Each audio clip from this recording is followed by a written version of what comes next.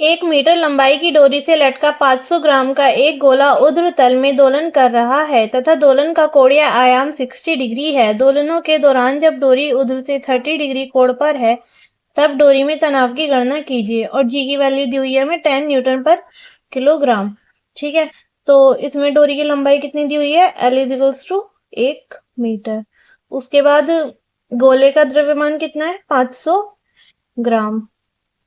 इसे किलोग्राम में कन्वर्ट करेंगे तो क्या करेंगे, 1000 से भाग देंगे तो कितना हो जाएगा हमारे पास, 0.5 किलोग्राम।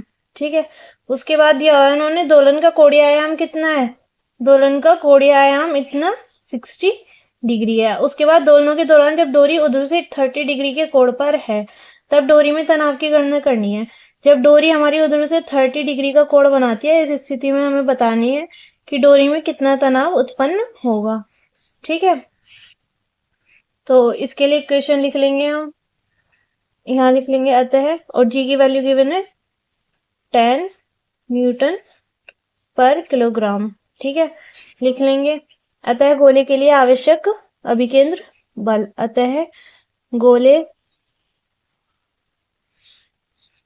के लिए आवश्यक अभिकेंद्र बल।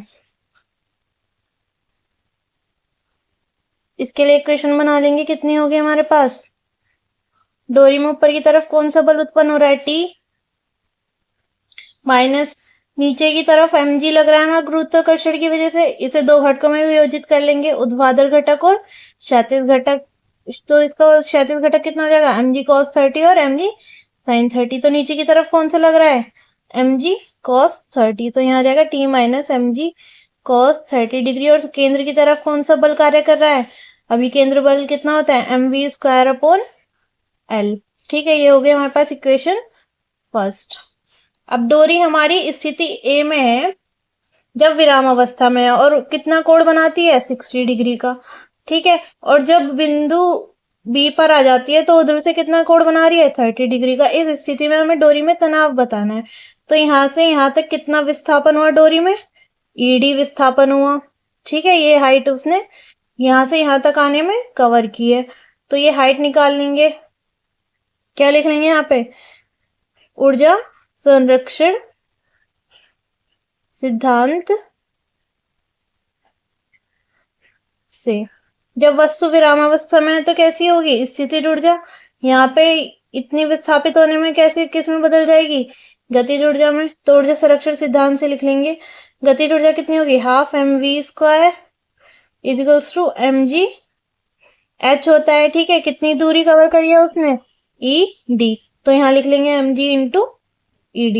ठीक है, ed की वैल्यू कैसे फाइंड आउट करेंगे हम, यहाँ पे लिख लेंगे रफली ed इजिकल्स टू कितना हो जाएगा, टोटल डिस्टेंस में से ओडी में से ये घटा देंगे तो हमारे पास कितनी आ जाएगी, ईडी। तो कितना जाएगा यहाँ पे, ओडी माइनस ओ ई। ठीक है, तो ओडी की वैल्यू कितनी होगी, ये वाले त्रिभुज से निकाल लेंगे। ठीक है, इसका क्षैतिज घटक कितना हो जाएगा हमारा, एल cos 30 माइनस ओ ई की वैल्यू इस वाले त्रिभुज से आ जाएगी हमारे पास, कितनी आएगी, L cos 60।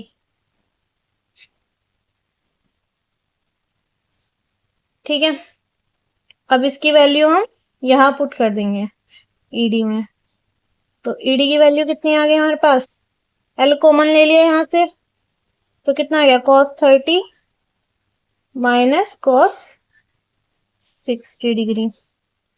ठीक है, तो यहाँ पे लिख लेंगे half mv square equals to mg, ED की वैल्यू रखेंगे कितनी है, L cos 30 minus cos 60 degree. ठीक है, अब ये वाला मान mv स्क्वायर अपॉन l निकाल लेंगे यहाँ से। ठीक है, तो कितना हो जाएगा, mv square upon l equals to mg upon 2mg हो जाएगा ये, और cos 30 माइनस cos 60 डिग्री। ठीक है। mv स्क्वायर एल का मान यहाँ रख लेंगे समीकरण फर्स्ट में।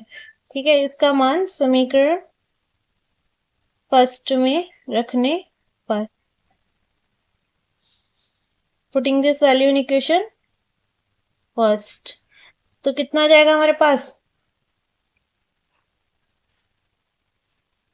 t minus mg cos 30 degree is equals to mv square upon L की वैल्यू कितनी आई थी हमारे पास 2mg cos 30 माइनस cos 60। ठीक है, तो ये इक्वेशन बन गई हमारे पास। अब यहाँ से हमें t की वैल्यू फाइंड आउट करनी है, तो कितने हो जाएगा t is equals to mg cos 30,